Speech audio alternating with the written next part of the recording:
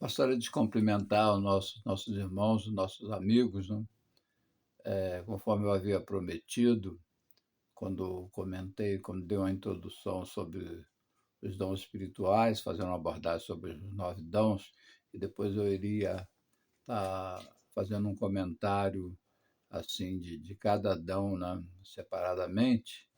Então hoje nós estaremos fazendo comentários sobre o dom da palavra da sabedoria. Gostaria de ler, né, um versículo bíblico que dá assim uma abordagem, para a gente fazer uma abordagem sobre esse dom da palavra de sabedoria. Primeira epístola de Paulo aos Coríntios, capítulo 12, no versículo 8, nos diz assim: porque a um, pelo Espírito, é dada a palavra da sabedoria. Somente essa parte A, né, do versículo. É importante a gente frisar, né, que esse dom da palavra de sabedoria é de fundamental importância, né, em todos os tempos da revelação de Deus para a humanidade. É como o título dessa mensagem de hoje, gostaria de estar falando sobre o conselho divino para situações específicas. O conselho divino para situações específicas. E para a gente dar um tema à nossa palavra de hoje, poderíamos estar falando sobre a natureza e propósito do dom da palavra da sabedoria no corpo de Cristo. O corpo de Cristo, todos nós sabemos que é a igreja, essa igreja comprada pelo sangue do nosso Senhor e Salvador Jesus Cristo. Então, nós vamos estar fazendo essa abordagem sobre o dom da palavra da sabedoria, né? O apóstolo Paulo, nessa epístola aos Coríntios, capítulo 12, ele faz ali uma abordagem, a princípio, de 9 dons, né, que nós havíamos comentado, dividido em 3 grupos, né? Grupo do saber, grupo do poder, grupo da elocução verbal. Esse da palavra da sabedoria está no primeiro grupo. Primeiro grupo.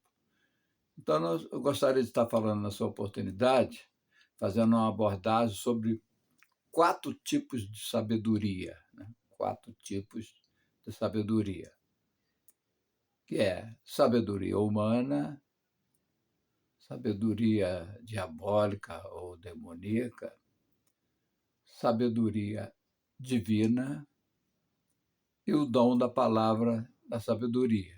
Quer dizer, esses 4 tipos de sabedoria são sabedorias independentes um do outro. Sabedoria humana, sabedoria demoníaca ou diabólica, sabedoria divina e o dom da palavra da sabedoria.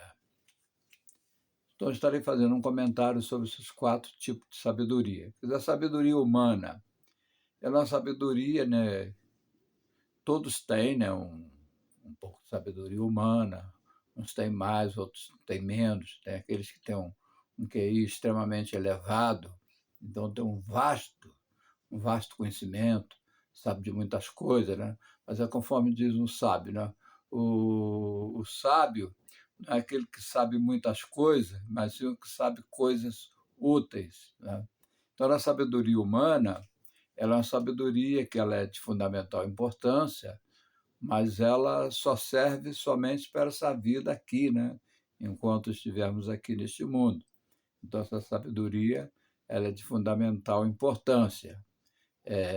Ela difere de conhecimento, e o conhecimento, muitas pessoas têm muitos conhecimentos, porém têm falta de sabedoria. Nós sabemos que a sabedoria, ela age em cima do conhecimento, né? O conhecimento é uma revelação de fatos que estão ocorrendo ou que ocorreram, e já a sabedoria vai funcionar em cima dessas informações que o conhecimento fornece, né?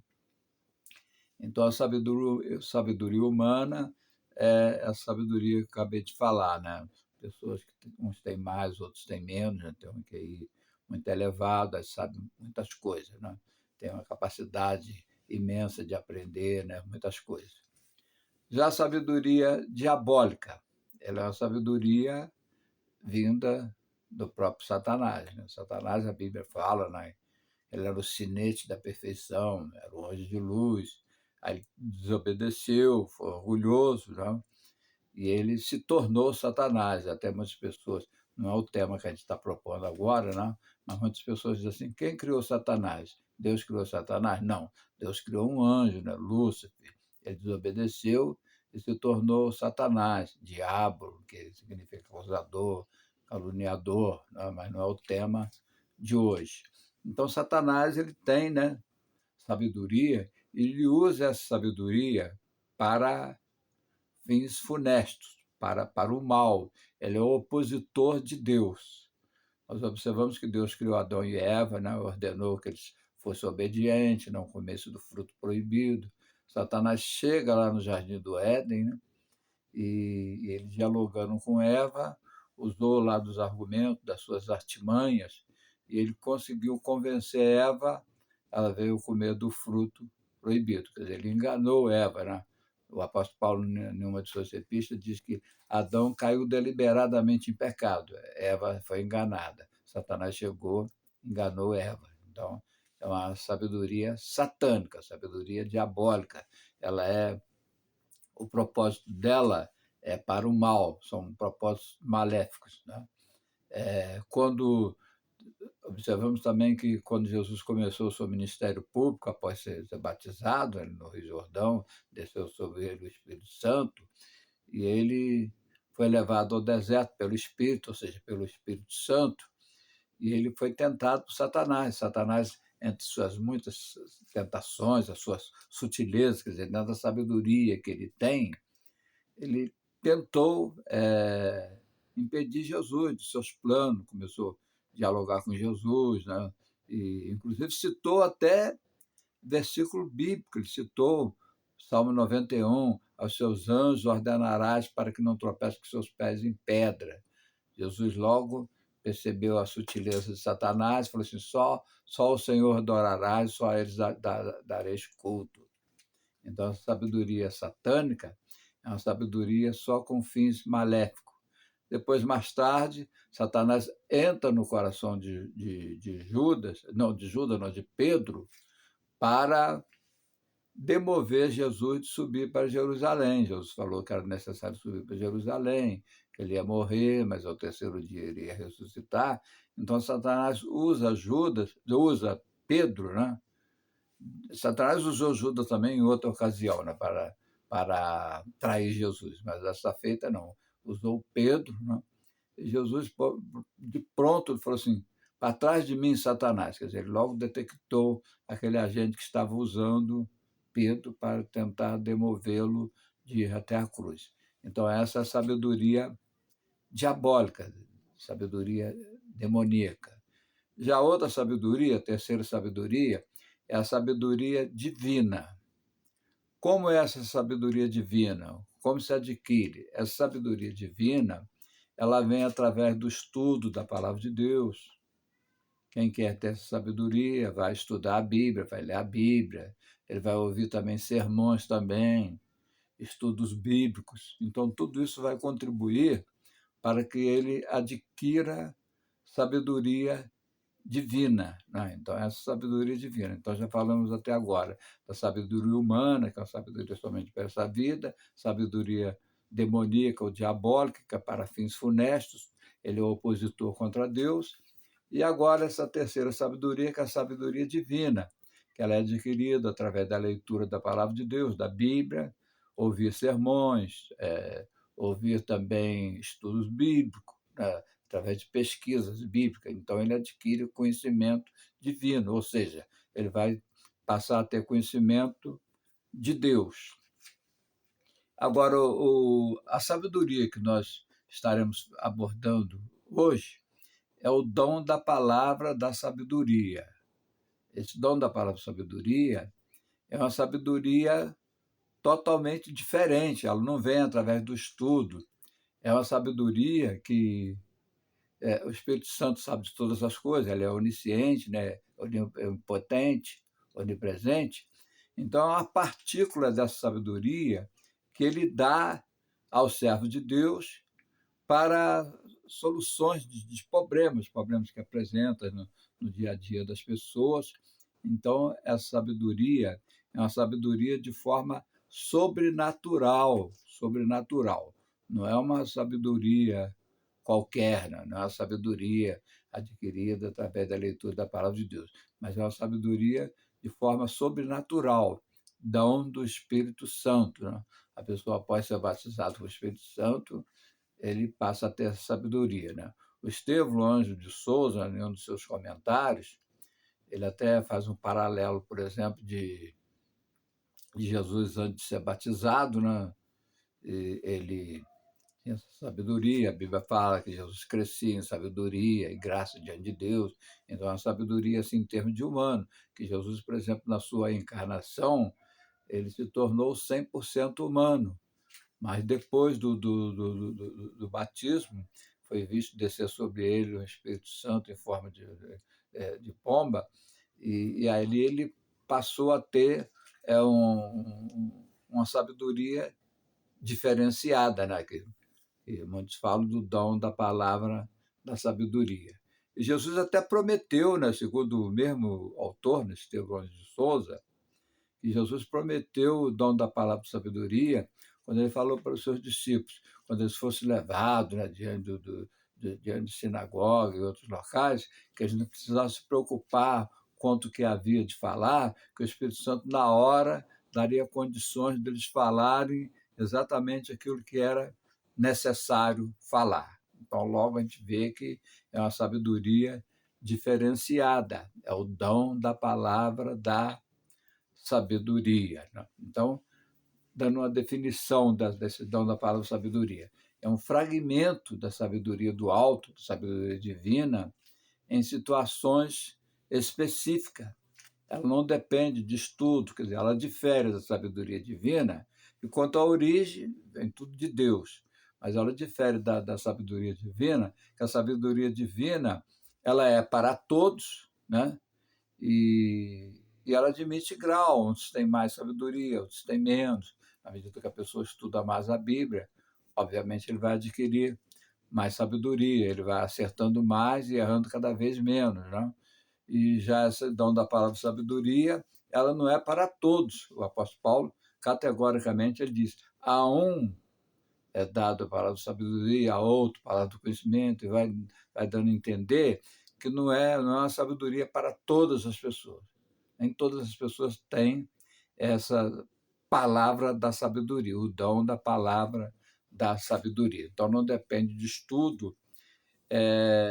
Ela difere também do conhecimento, porque o conhecimento revela o que está acontecendo. Porém, a palavra da sabedoria ela age em cima do conhecimento. Uma vez que ela adquiriu o conhecimento, o que eu vou fazer com esse conhecimento? Aí entra aí a palavra da sabedoria, né? A palavra da sabedoria.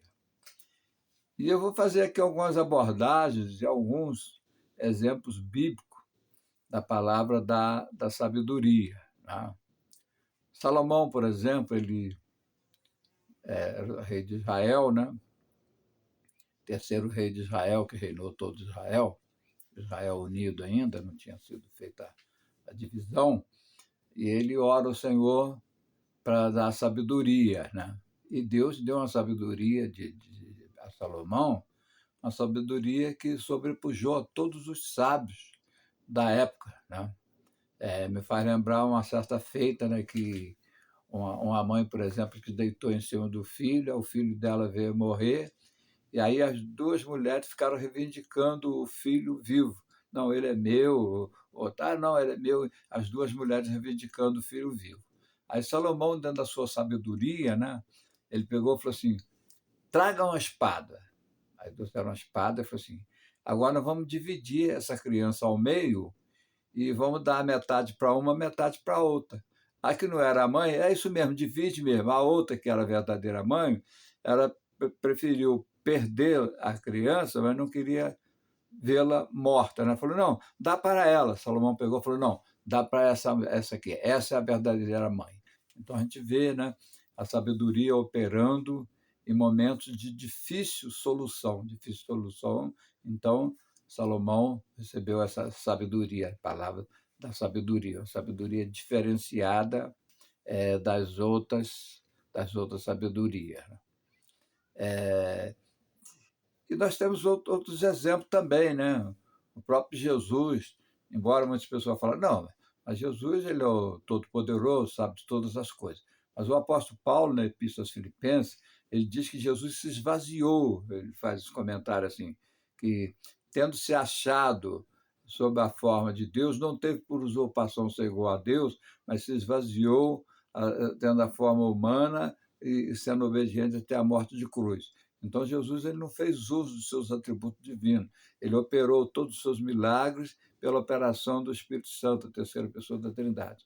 Então, muitos defendem que ali, né, Jesus fez uso da palavra da sabedoria. Quando tentaram pegar Jesus pelo pé, né, de alguma falha, e aí falou sobre o negócio do imposto a César, né, e aí Jesus pegou, né, uma esfinge e falou assim, de quem é isso aqui? Falou assim, de César. Falou assim, então dai a César o que é de César e a Deus o que é de Deus. Então a gente vê ali uma sabedoria diferenciada, né, de outras pessoas.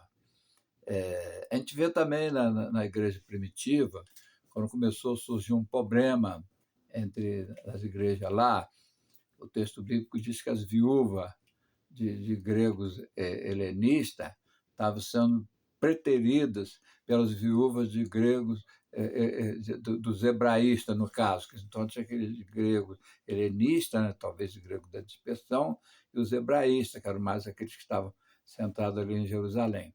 Então, as helenistas, por exemplo, estavam sendo preteridas pelas as hebraístas. Aí o que acontece? Eles, pela sabedoria, a palavra sabedoria, eles estabeleceram o diácono para cuidar dessas coisas materiais, né? Que um desses diáconos teus se destacou com grande sabedoria. Né? E também a gente vê lá no capítulo 15, quer dizer, naquele concílio, parece que o primeiro concílio bíblico, quando houve aquela questão ali, né, os judaizantes, por exemplo, atormentando muitas pessoas, achando que as pessoas, para se salvar, tinham que primeiro passar a pertencer à comunidade judaica, através de circuncisão, todas as outras coisas mais, né? E aí Tiago, por exemplo, Tiago, irmão uterino de Jesus, que era o líder da igreja de Jerusalém, então ele tratou da questão dos gentios ali, né? É, como que eles iriam se comportar, que não precisava estar passando para o judaísmo para depois ser salvo, né?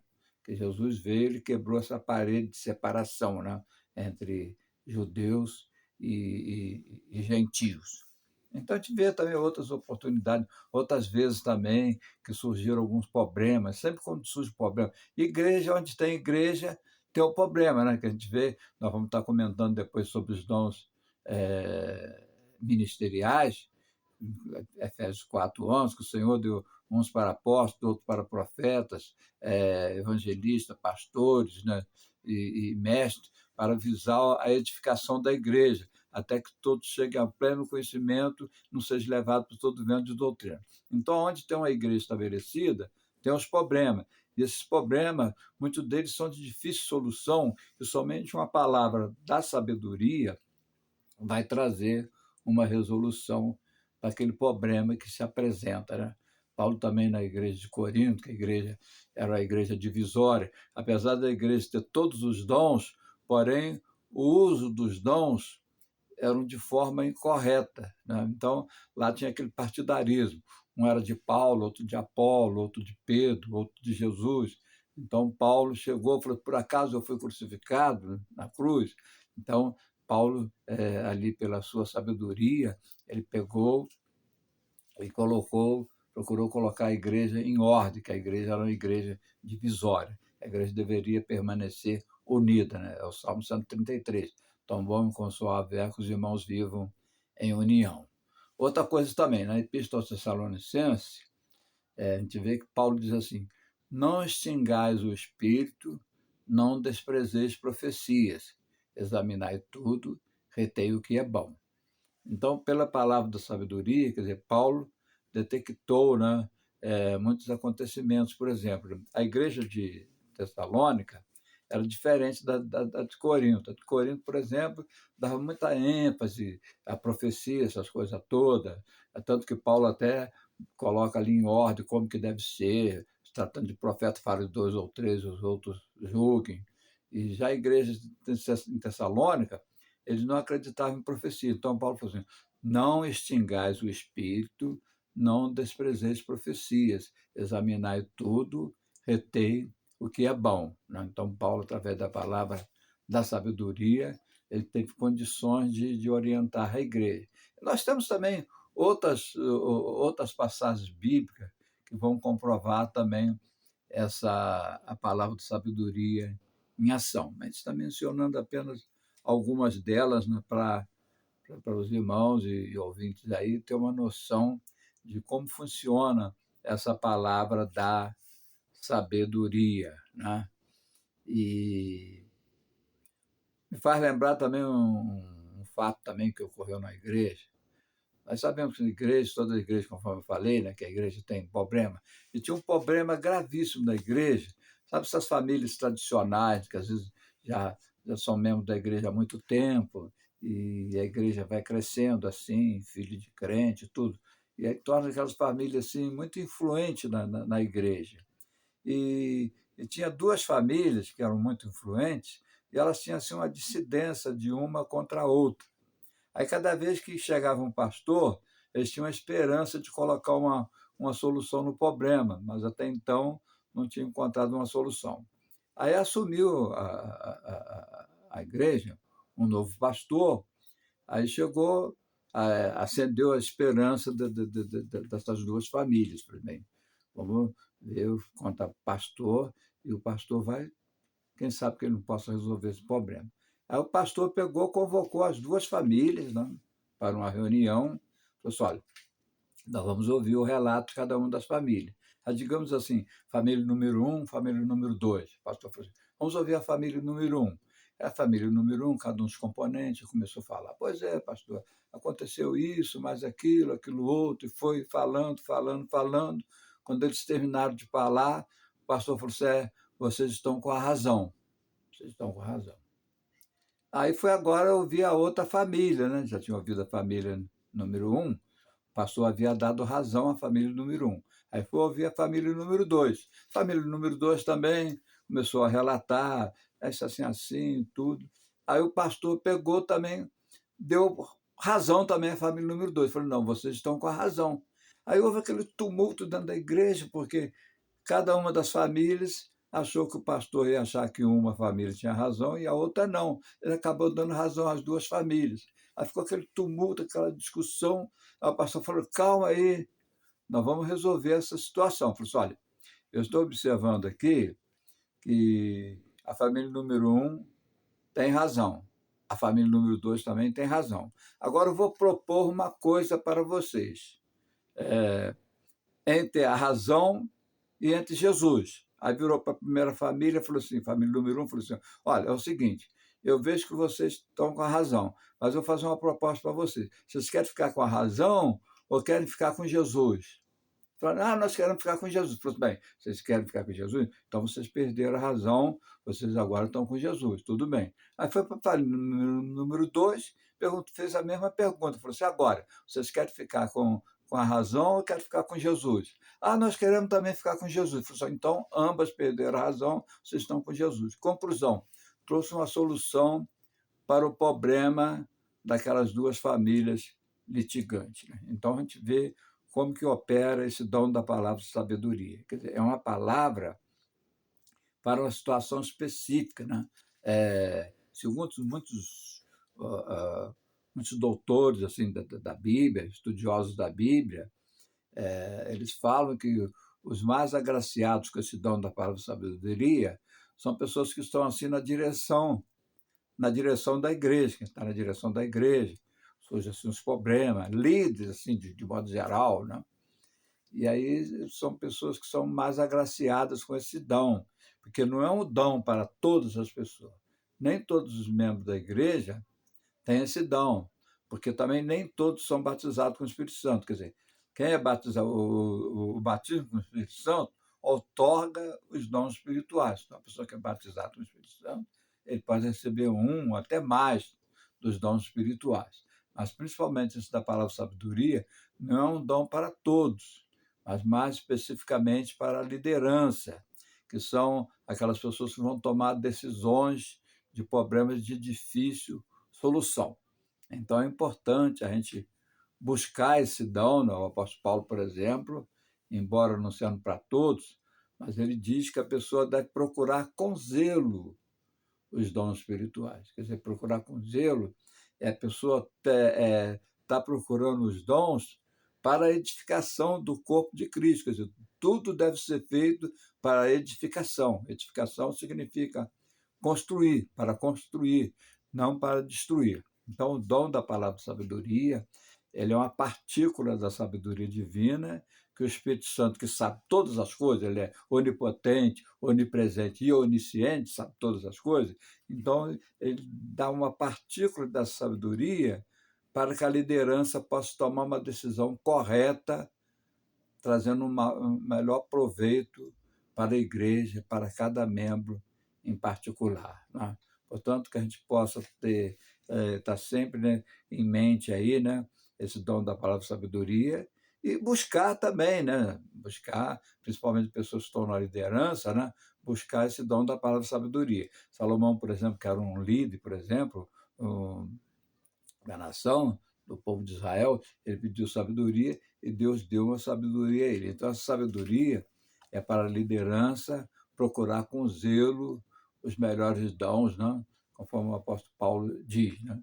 Então, na conclusão, vamos então atentar para esses dons. Esses dons eles são disponíveis, o dom é do Espírito Santo, ele opera como quer, né? E conforme disse alguém, a gente não deve estar preocupando muito, assim, às vezes, demasiadamente com os dons. A pessoa começa a fazer a obra de Deus e Deus, o Espírito Santo, ele vai conceder os dons de acordo com a necessidade que a pessoa estiver enfrentando no momento. É o que Jesus falou para os seus discípulos. Vocês não se preocupem, não, que na hora o Espírito Santo dará a vocês o que vocês havem de falar. Não é que por isso a gente fala assim, já que é isso, então não vou estudar a Bíblia. Nada disso. Nós temos que estudar a Bíblia sempre, né? Obreiros preparados, que manejem bem a palavra da verdade. Mas essas coisas específicas, né? Nós estudando a Bíblia, nós vamos ter a sabedoria divina. Já o dom da palavra sabedoria, no nosso próprio ministério, quando houver uma necessidade específica, com certeza o Espírito Santo dará essa partícula da sabedoria divina, que é a palavra da palavra da sabedoria, para uma resolução de problemas difíceis. Portanto, irmãos e amigos ouvintes, até a próxima palavra, né? Nós vamos agora, na próxima, estar comentando sobre a palavra do conhecimento. Amém, irmãos? Amém? E reiterando, né, o pedido que eu já havia feito, né? Os irmãos, agradeço os irmãos que já se inscreveram, e os amigos que já se inscreveram, e aqueles que não se inscreveram, procure se inscrever também, né? E compartilhar com seus amigos, né? Sobre, falar assim, tem um canal lá do irmão Hélio Fragoso Pereira, vai lá, clica lá e assiste lá os vídeos que ele publicou. E os meus agradecimentos, meus sinceros agradecimentos, que Deus abençoe a cada um dos nossos amigos, dos nossos irmãos. Amém? Amém.